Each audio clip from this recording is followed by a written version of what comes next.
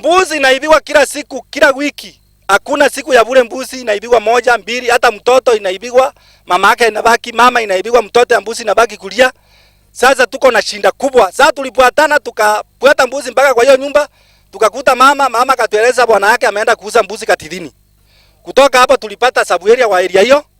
Akatusaidia akatuambia kuna mbuzi imeenda kufungwa kwa kilima. Kwa mlima juu sijui. Tunahitaji polisi wao wanapiga patrol huku kwetu kila usiku. Tunataka security. Hata tunahitaji hata police post hapa ikiwekwa hapa ni mzuri kwa sababu security itakuwa mzuri. Na watu wakiwa na security ndio wanaweza fanya biashara zao mzuri. Kwa sababu hata leo tumeshangaa sana kusikia watu wanaiba kutoka huko mpaka mbuzi zinakuja kufichwa huku. Na wakipitia hapa kama kungekuwa na hiyo mataa ya kumulika, angalau labda wangeonekana. Sisi tunaonekana kama ndio tunaweka wezi hapa.